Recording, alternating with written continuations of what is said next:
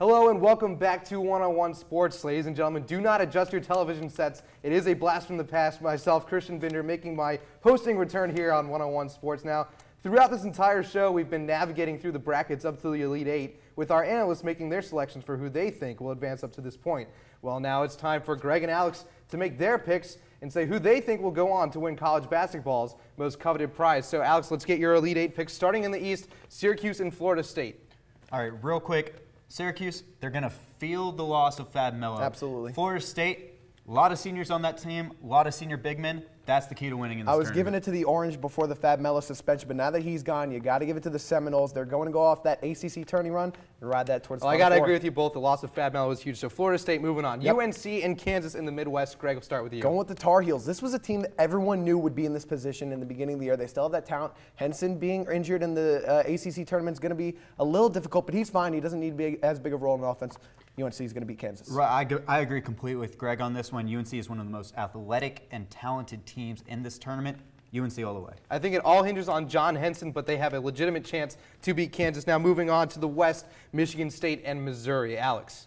Missouri is a team that I love in this game. Oh, you can't say Michigan State. No. You saw them in the first game of the season against UNC. That's the completely beginning of the season. The way that this team's come around. Go ahead, make your points. Missouri runs the four-guard offense. They're a very small team, very fast team. They are going to run Michigan State out of the gym. 2 words, Tom Izzo. Every time this guy's had a #1 seed, he has made it to the Final Four at Michigan State. He's going to do it again. This is the first time that he's not going to. I got to agree with Greg on this one. I got to love Coach Izzo and that #1 seed. Now, last matchup, Kentucky and Duke in the South. Who you got? Duke has just enough talent to lose a big game like this. They are going to do something dumb. Austin Rivers is going to pull a freshman move, a rookie mistake, and Kentucky is going to go to the Final Four. You know what?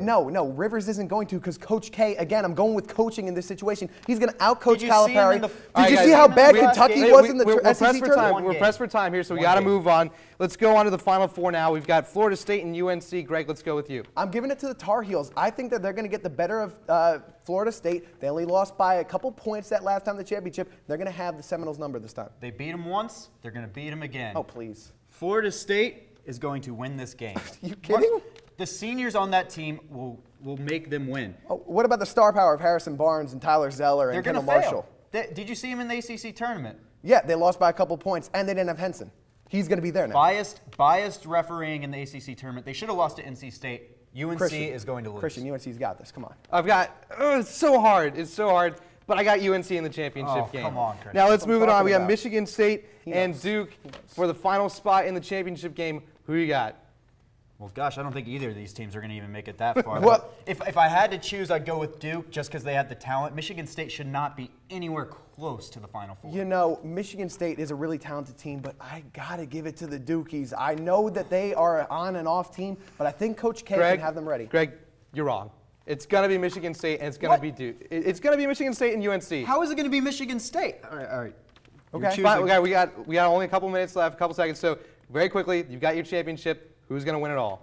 Well, I got to give it to the Tar Heels. Again, I think that this was a team in the beginning of the year everyone predicted to win. I don't see why. The Strickland injury halfway through the year hurt them, but they've rebounded. This is a team that's solid in their core. They know how to win big games like this. It's just going to be like on the Carrier ship when they defeated them in the first game of the season. North Carolina comes up over I agree Michigan with Greg. State. The season is going to end just like it began, with UNC destroying Michigan State, if that's the matchup, which it won't be.